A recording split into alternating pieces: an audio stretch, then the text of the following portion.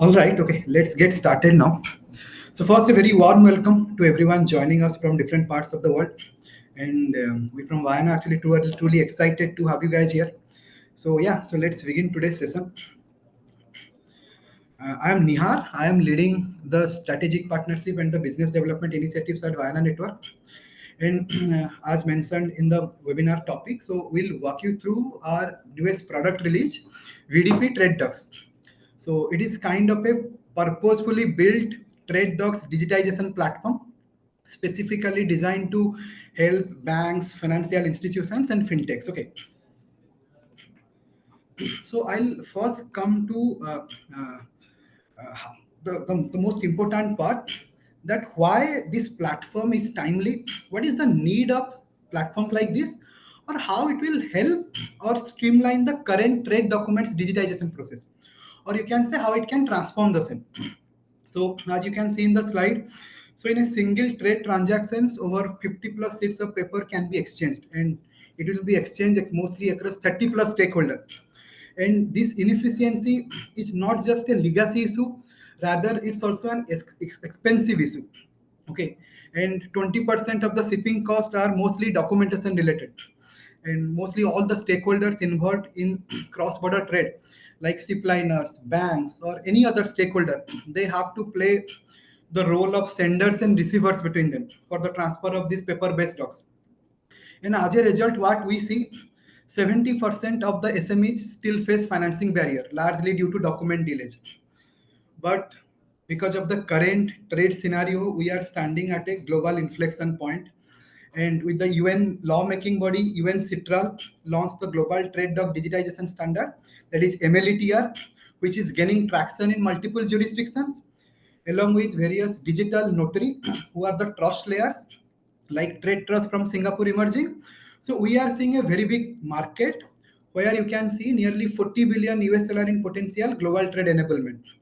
And I believe the platform that we are going to give you full overview along with the demo, the VDP Trade Docs, it will write this web, which will give you a kind of a compliant and interoperable solution. Okay. So let's come to what are the key challenges that we see in the cross-border trade digitization process. So when we talk to bankers on a daily basis, we generally hear a common refrain. They always have a vision that trade digitization is the ultimate goal. But the journey is not simple yet. It is riddled with many frictions. So from our detailed competitor analysis, we have segregated this into four key problems. First problem we see, that is the trust deficit, the most important one. So in many cross-border trade, we see that all the stakeholders may not know, or you can say may not trust each other, especially in any kind of open account or documentary collection process. It is a major issue. And because of this problem, paper still remains the default. Also, many of the stakeholders still think that physical documents are more secure and verifiable, even if they are very much prone to forgery or loss. Okay. And that's the major reason behind why all these stakeholders like banks or corporates often hesitate to go fully digital, because they simply do not trust the authenticity of what is being shared in the digital format. I believe that if you are a banker in Mumbai and dealing with a small exporter in Philippines, your default is to ask for couriered physical docs. Why? Because today there is no shared system of record, or you can say there is no trust verification exists in the market. Second challenge that we see, that is inconsistent digital maturity.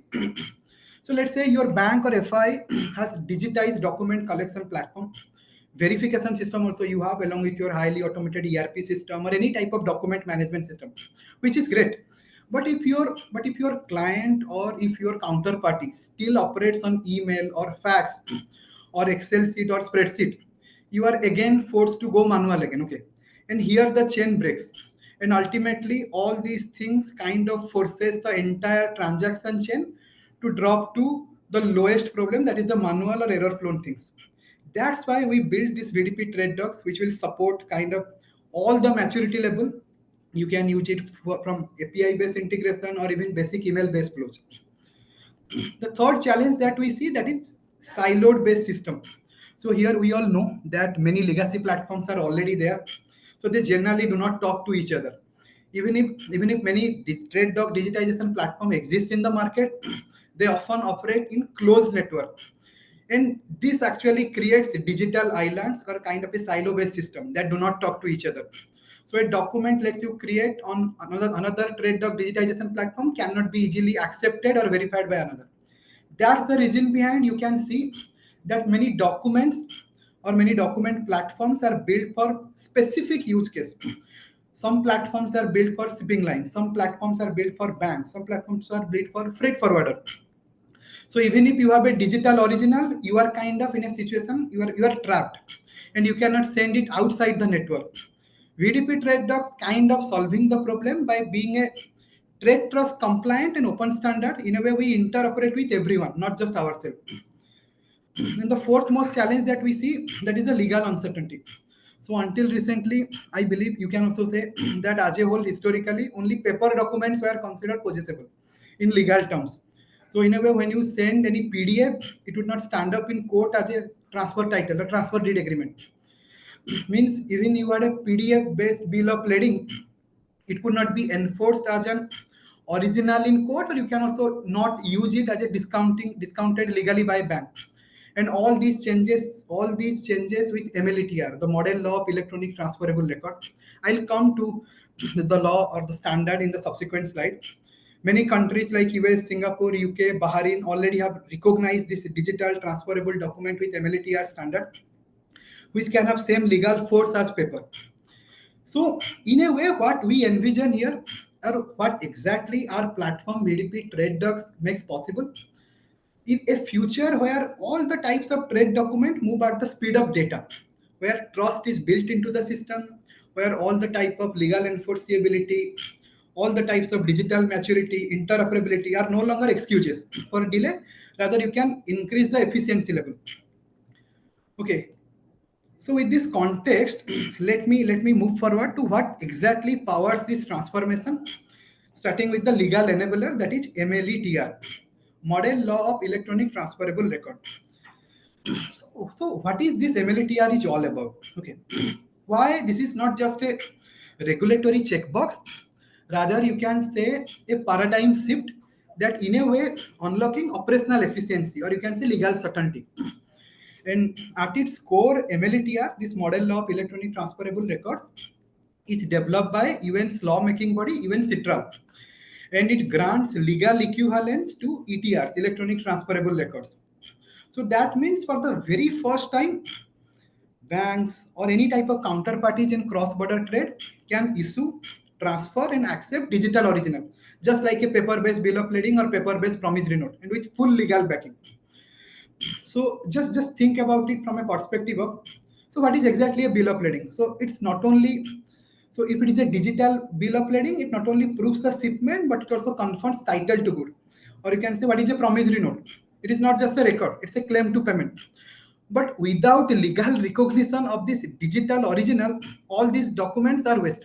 They had to be couriered physically, that is currently happening in the market. And this means high cost, long delays, or you can say high fraud exposure. So this is the point here. And with MLETR and platform like VDP Trade Docs, a bill of lading can be issued digitally, signed cryptographically. How it is actually signed cryptographically, that Vedant will explain later in the demo of the platform, and how exactly it's sent instantly to the buyer or the financier, and all while remaining a legally valid originals. So I'll give an example here. Let an exporter based in India uh, exporting textiles to France. Okay, the original bill of lading now couriered through any type of courier partner like DHL or Blue Dart, and it takes generally 5 to 7 days. Okay, but let's due to a festival in Europe, it's delayed, and buyer cannot take delivery of goods at the port. Then what is happening? The demurrage charges begin occurring, and this is very much common as you guys are working in the cross-border trade space. Very much costly also and unnecessary in cross-border trade. So here, this MLTR based digital originals will solve this problem. So if you can see the key principle of MLTR law, so there are three key principles actually kind of involved in MLTR. First is non-discrimination. So in a way, MLTR mandates that the paper form or the electronic form of document should not be discriminated against each other. Both have same legal validity. Then technological neutrality. So MLTR does not force banks to use blockchain or any other specific technology. It simply says if your technology can prove the concept of possession, integrity, and control that MLTR requires, then it automatically qualifies. In VDP trade docs, we using blockchain here because of its several inherent features like immutability, or specifically the decentralization aspect. Coming to the functional equivalence, when any digital original created with MLTR standard, then all the functional rights of the paper form of document should also be present in the electronic or digital form. So, as the fintech leader, I know you guys are thinking in terms of risk reduction side. So, can you enforce this in court or not? Yes, you can enforce this in court, but only in those jurisdictions where MLTR is already approved. As you can see in the slide, that there are many countries have already accepted MLTR compliant Trade Doc Digitization Act. In India, if I'll start in India, currently it is in the consultative phase, and India's mostly the trade body like Ministry of Commerce, DGFT already acknowledged the value of MLTR compliant trade system, and the regulators are already reviewing the need to amend the Indian Evidence Act. And recently also India's Parliament passed Bill of Lading 2025 Act, where in a way we replace the colonial era maritime laws with a modern legal framework for digital documentation and shipping. Coming to other developments in MLTR in other parts of the world. So recently, just a couple of days back, Mauritius became the first country in Africa to adopt MLTR. They have amended their already existed Bills of Exchange Act, where they formally recognizing the electronic bills of exchange and setting a framework for what constitute a reliable system for all these kind of issuing, accepting, or endorsing e-document. And this moves kind of signaling that a country from Africa's ambition to lead digitally in the regional trade.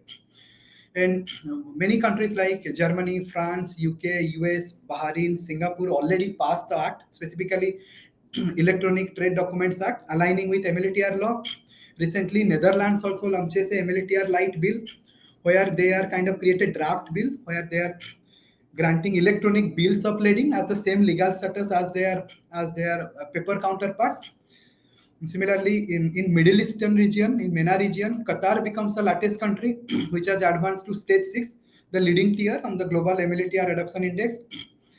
Yeah, so in summary, as you can see, so MLTR is not just a law, rather it's an infra, and it's going doing for trade documentation what exactly Swift did for interbank messaging.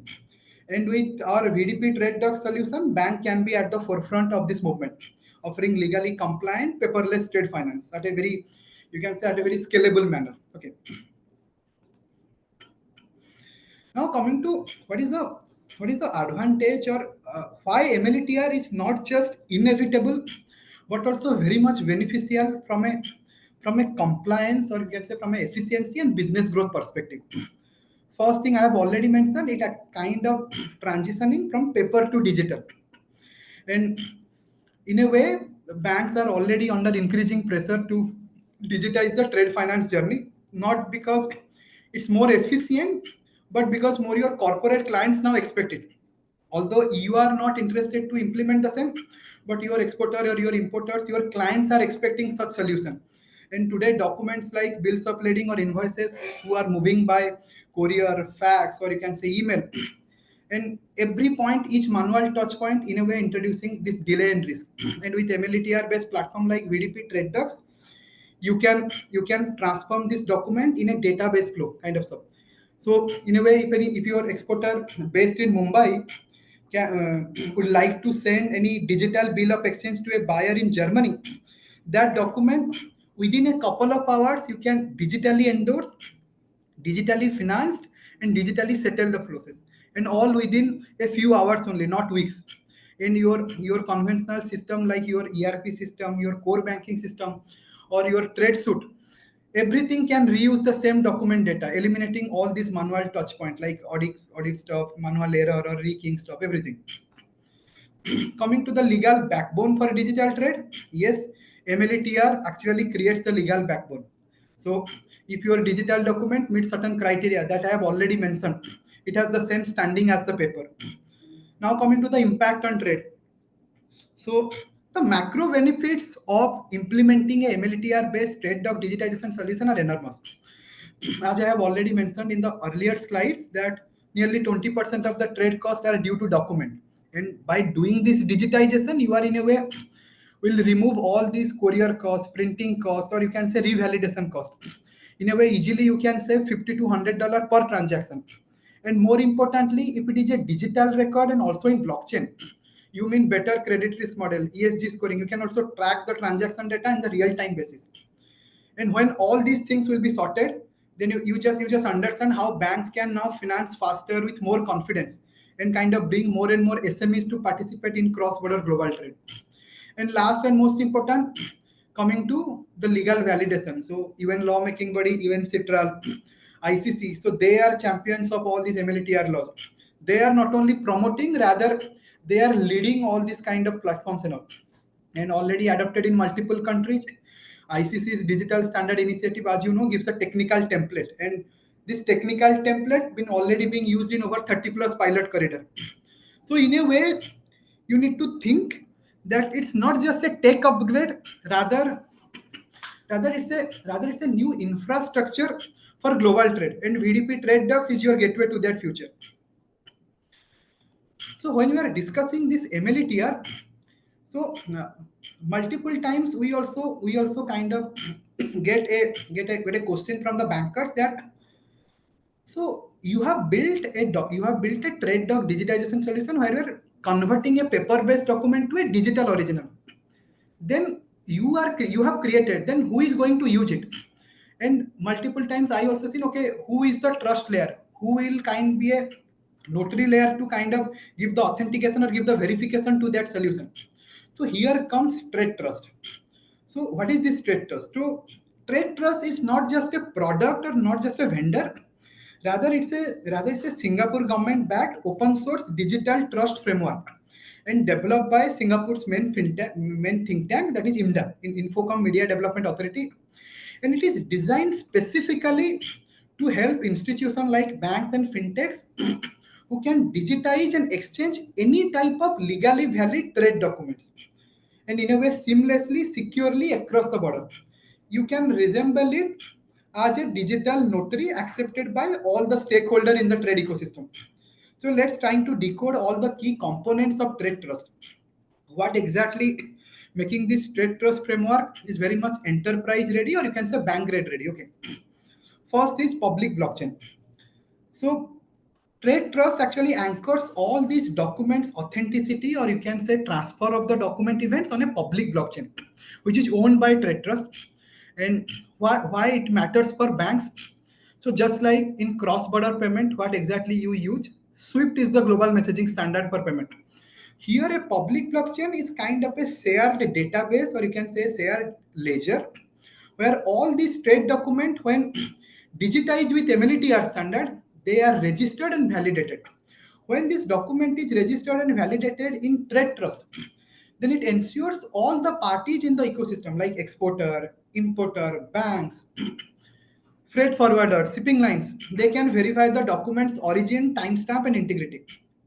So in a way, it is eliminating the need for a single central authority. You do not need to trust any exporter software or the issuing bank alone. The proof is directly on the blockchain and visible to anyone globally.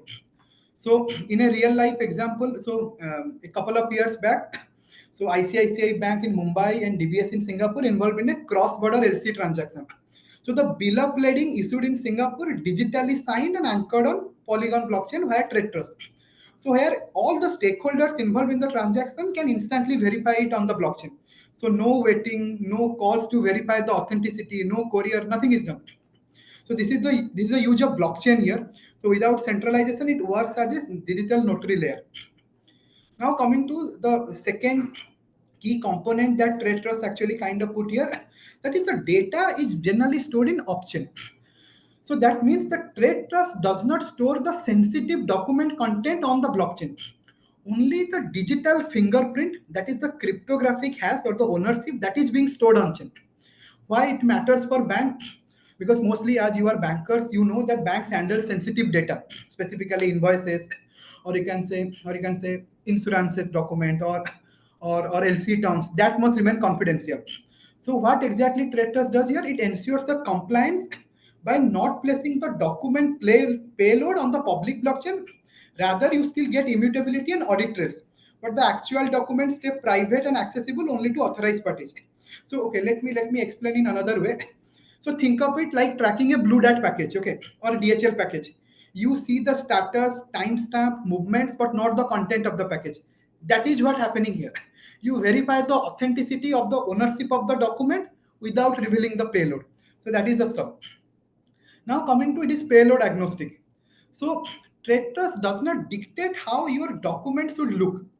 It in a way supports any document. It might be in PDF format, XML format, or JSON format. As long as the content can be cryptographically hashed and verified, then it can take any type of document.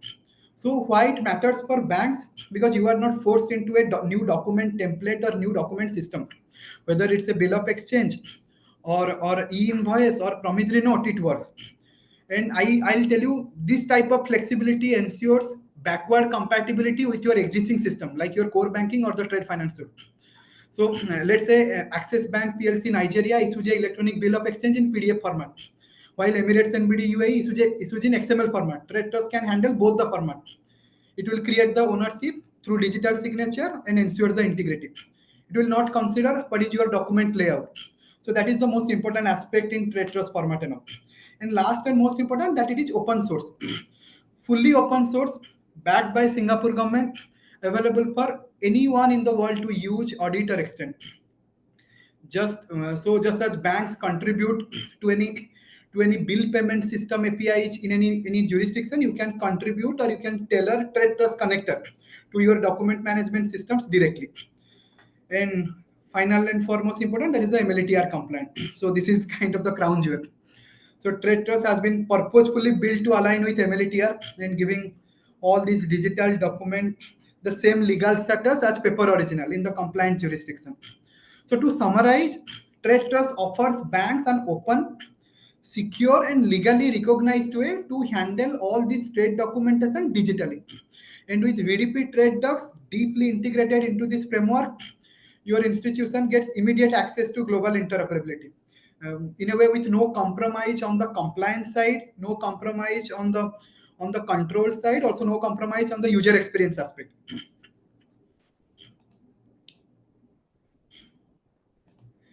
Okay, so now you can see how exactly this trade doc digital documentation gaining global traction. Okay, so a few pilot transactions that have been happening around the world. Notably, many Indian banks have already participated. A few like Federal Bank, ICICI Bank, and all. Interestingly, even though India has not passed the MLTR law yet, but Indian banks and other parties have been able to engage in it because of the governing law of the trade. As mentioned, it might be Singaporean law or any type of English law where this is allowed, and hence allowing specifically Indian banks also to participate. And most notably, if we take a recent case, so recently there is a recent case actually happening between Siemens and Commerce Bank. So in a live transaction from Germany to China, Siemens issued a digital bill of exchange to Commerce Bank in China, and who discounted and financed it digitally, and in a way transferring the control using this blockchain and smart contract based system. What is the result? End to end document cycle reduced from 14 days to 2 hours. Zero paper, zero courier charges, zero risk of forgery. So that is the type of value advantage this trade doc digitization solution actually getting in the market. And also many banks have already started, like ICICI Bank, DBS Bank, Emirates NBD. They have already successfully completed digital LC back shipment transactions and all. So now much of the digital documentation movement existed in pilot mode, or you can say limited sandbox mode, mostly in controlled experiment. But now we are moving decisively into production grade rollout. Banks, governments, global supply chain player are proving that this shift is not technically feasible, rather commercially also viable. So yeah, so VDP Trade Docs is strategically placed to reap the market here. Yeah. So with that, I now like to invite Vedant, our product lead, so to walk you through the types of use cases or the modules in our cross-border trade it caters to, and after that, he will give a demo of the platform also. Yeah. Vedant, over to you. Right. Thanks a lot, Nihar. So let me take a moment now to just connect the dots about what Nihar has spoke in the last 30 minutes. So he gave a background about MLETR, he explained about trade trust. So what it actually is, if I just connect the dots is, so MLETR gives the legal clarity, making the documents digitally legally equivalent to paper. Then trade trust provides the technical infrastructure, verifying the authenticity, ownership, and control using blockchain. Now, on top of these two sits our product, which is the VDP Trade Docs. So let me give a relatable example. Probably my friends in India would be able to understand this much better. But uh, think of trade trust like the UPI layer. So UPI is Unified Payments Interface, which is a common digital payments rail, which is created by an Indian government entity called NPCI. So you don't directly use UPI. You have apps on top like the Google Pay, Phone Pay, Paytm, which allow you to give an interface to basically use the underlying infrastructure. Similarly, VDP Trade Docs also does the exactly same thing. So it is an interface in order for you to interact with underlying technology infrastructure of trade trust and using the legal validity of MLETR. So this gives banks, exporters, importers full control to go digital with a legal and all the technological complexity handled in the background. So now let's take a look of what exactly VDP Trade Docs does. So at its core, you can basically go fully digital with any kind of trade document. You can create digital originals for bill of exchanges, bill of lading, invoices, any kind of trade document. Then you can create custom workflows for every document. So who prepares it, who signs it, who checks it, and when that needs to happen. So all those things can be customized. Then you have cross platform document transfers. So basically, even if the counterparty whom you need to transfer the document to is not on the platform, still you can easily transfer the document. And also it's interoperable with other ecosystems. So let's assume that the document was created on some other platform. The platform which we have created will be easily able to ingest documents created by other platforms, because everyone is using the same underlying infrastructure layer of trade trust. We are also working on a AI powered solution where we can basically extract information in a structured format using AI and create a digital original out of it. Then we can white label or have an enterprise deployment of the solution for whoever needs it.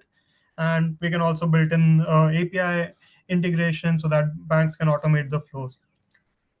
So Nihar, probably we can move to the next slide where we can have a look at different use cases that can happen on the platform. So first is the classic use case of a four corner model. So you have the exporter, importer, and the respective banks. So in the next slide, we'll see a detailed walkthrough of how the actual flow will happen. So first is the onboarding step where the exporter, which is the client of a bank. So all the logos here used are just for representation purposes. We do not have any kind of formal relationship with them. So let's start with the onboarding part. So the exporter will be onboarded on the platform. That can be done using multiple different ways.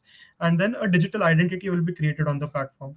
So we have designed the platform in such a way that the digital identity, which is a wallet essentially in the blockchain world, so all those things will happen in the background. No blockchain interactions or signature process, which is foreign to a lot of people over here. So all those things will be happening in the background, and you may have a feeling that it's just like a Web2 application which you are using. So that will be demonstrated just in a few minutes time. Then the actual document issuance process. So let's say the exporter Tata Steel wants to create a bill of exchange. So they'll fill up a form and attach all the supporting documents which are needed for a bill of exchange. Then that document set will be sent to the exporter's bank, then from the exporter's bank to the importer's bank, and finally to the importer, who will be presented the document set for their signatures. And once that process is completed, the document will be issued on the blockchain. And Once this document has been issued, the exporter's bank will be able to see the document. They can see that it is a signed, verified document, and then the document can be taken for financing. So moving on to the next one. So the next one is actually pretty similar to the one we just saw. The same four corner model. The only additional thing which we have added to this slide is the interoperability layer. So in the document set, we attached a lot of different documents. So there may be documents which are issued on other platforms. So the documents from other platforms can be ingested in the platform and attached to the same bill of exchange, and then the rest of the process remains the same. So going on to the next one. So the next one is a basic three corner model. So we have assumed a common banker between the exporter and the importer. So one step of the transaction gets eliminated. So Nihar, in the next slide, if you show, so basically the whole process remains the same. It's just that one of the bank gets eliminated. Then the next use case is probably of an open account trade. So where the exporter and importer will be just exchanging documents between themselves. And finally, on the financing leg, the exporter's bank gets involved. So there's a detailed workflow of the same also shown. So here you will see that the documents are getting created by the exporter, but directly getting sent to the importer for acceptance. And finally, in the financing leg, we'll be able to see the bank getting involved for financing. The next part is the one which I had mentioned earlier, where we are working on AI-based solution where we will be able to extract information from a physical document, which may be scanned copy or a photocopy of a cross-border trade document. So the important aspect here is the original document, which is in the paper form, will have to be taken into custody by the bank or the provider, and a digital original will be created against that particular document, so that this ensures that there's only one legal original at any given time, whether it's in the physical form or the digital form. We cannot have two different originals moving around at the same time. So moving on to the next part. So Nihar, I'll request you to stop sharing your screen so that I can put up my screen for the demo. So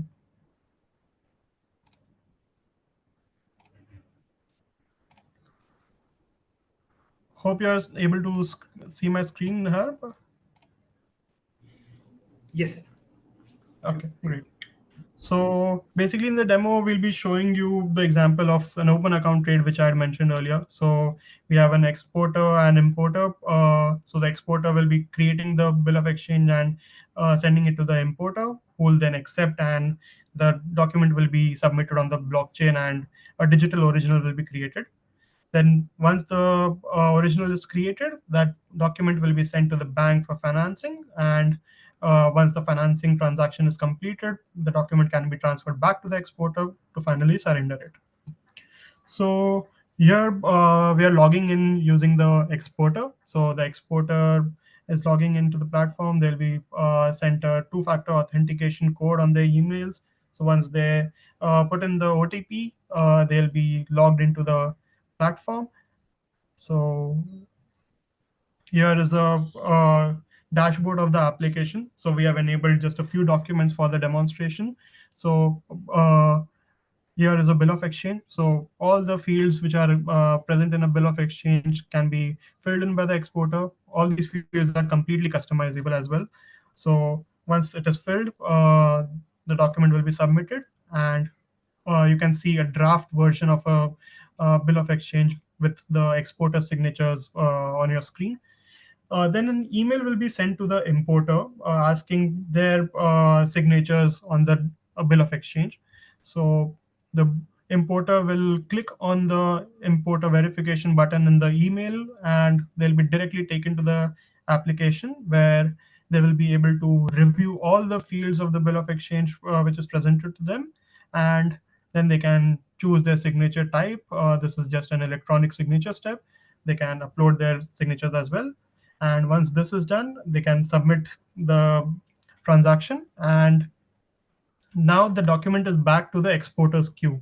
So the exporter will receive this document, and because the final issuance of a bill of exchange needs to happen from an exporter, they'll have the bill of exchange. They can see that now both signatures are present, and now they can go on and complete the final issuance. And this step is happening on the blockchain. So as you can see, none of the blockchain related wallet transaction signing and all those stuff is present over here. Everything is handled in the background. Now the document has been issued. You can see the same on the blockchain transaction scanner. So all the details of the issuance of the document on the blockchain is visible. You can also download the document in a PDF format, which is the most human readable format, which is of which we are all used to. Then you can also download a TT file or a JSON file in a way where this file can be uploaded on the Trade Trust verification page, where uh, all the verification and the details of the documents can be found. So who's the owner, who's the holder, of whether the document has been tampered with. So all those details will be visible over here, and you will be able to see the document over there. We also have a QR code on every document. So when you scan the QR code, you'll again be taken to the verification page where the document can be completely verified. So even if you change anything on the document, this will start failing then. So again, you can see the details on the blockchain also. And now we move on to the transferring of the holdership of the document. So the document is now getting transferred to the bank. Green Bank is the example which we have taken. So now the document is getting transferred. Uh, the Green Bank user will be getting a notification to come onto the platform and have a look at the document. They can log in, and they will be able to now see the document. They can download. They can download as PDF or as the TT file. They can do all the verification process for the document as well. And once the actual transaction or the financing process has been completed, they can transfer the document back to the exporter. So this transfer is essential because finally the document will have to be surrendered by the exporter. So now the document is getting transferred back to the Popal Exports, and once this transaction gets completed, the exporter will receive a notification that they now again have the ownership and holdership of the document, which they can relinquish and basically surrender the document. So yeah, now we are on the exporter page where the exporter clicks on surrender, and the document is now getting surrendered.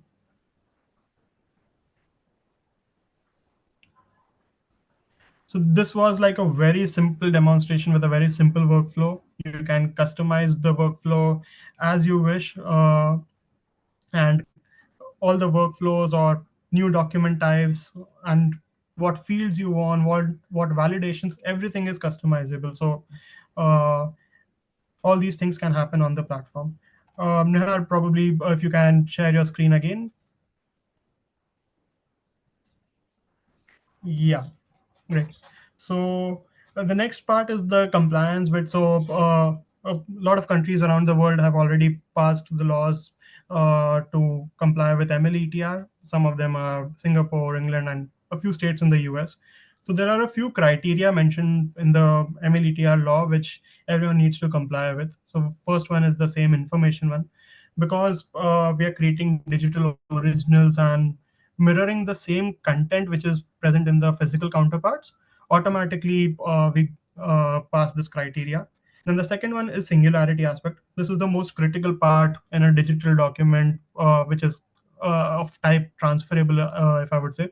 So because it is very difficult to basically track the ownership of the document, using the blockchain technology, we issue unique digital tokens or NFTs for every document, which represent or track the ownership of every document. And that's how we pass the criteria of singularity.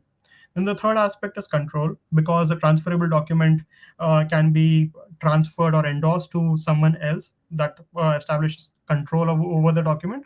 Similarly, as I demonstrated, we can basically transfer the ownership or holdership of the document to a next counterparty.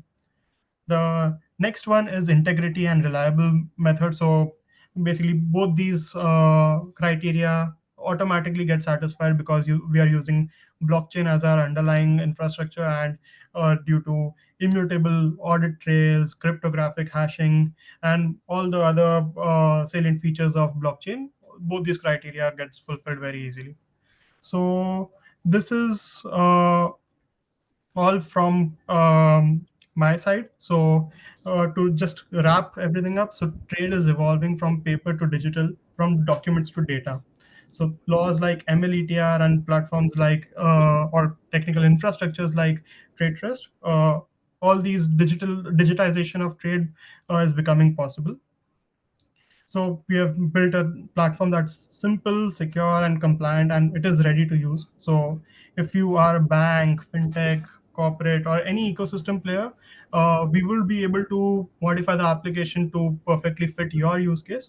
And let's have a discussion if you are interested in some kind of a pilot or partnership.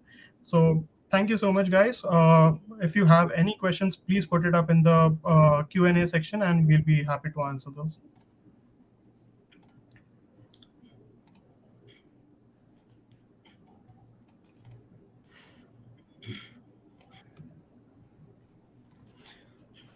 So adding to Vedant's point, I also put our perspective here.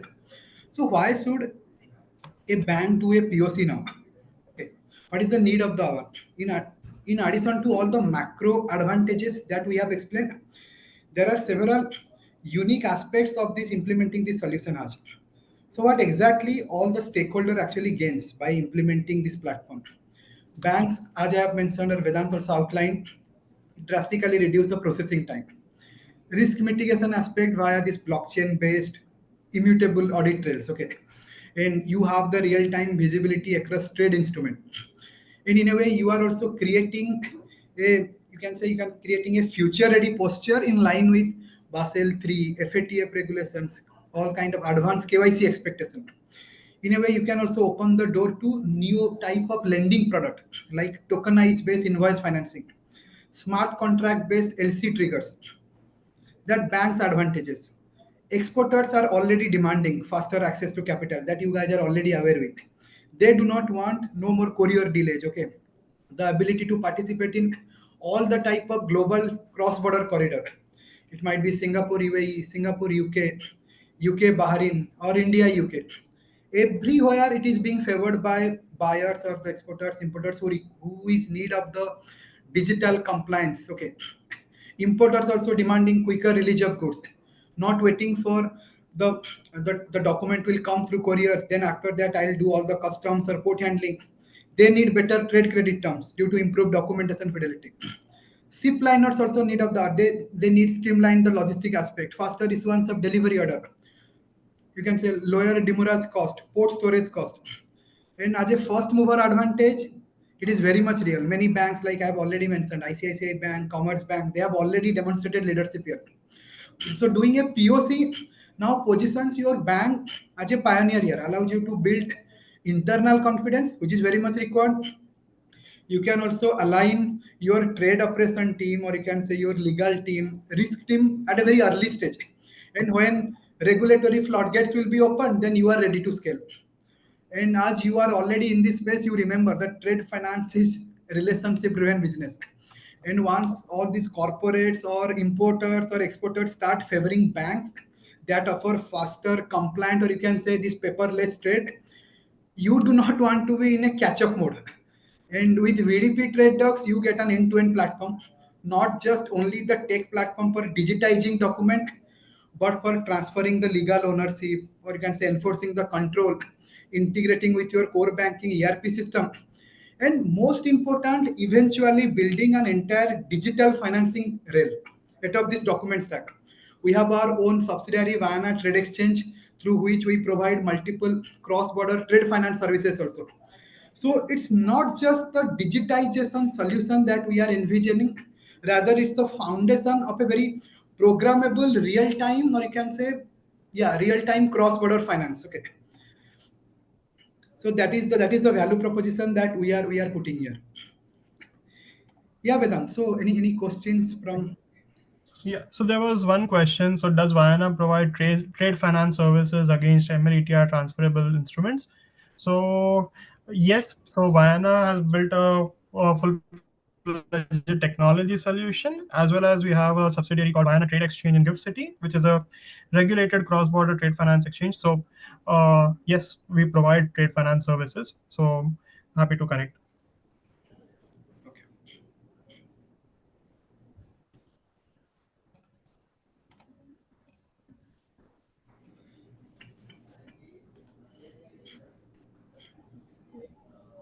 So, I can see no more questions coming in.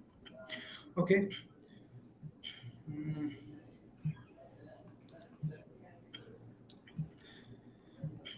Let's wait for a couple of minutes.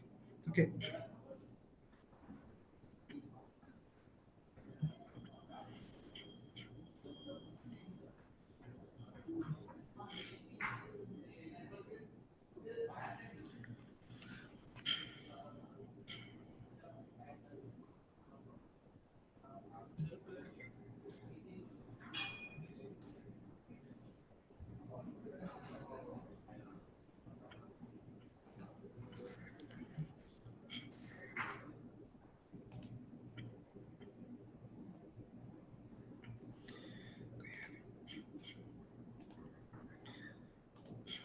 Yep.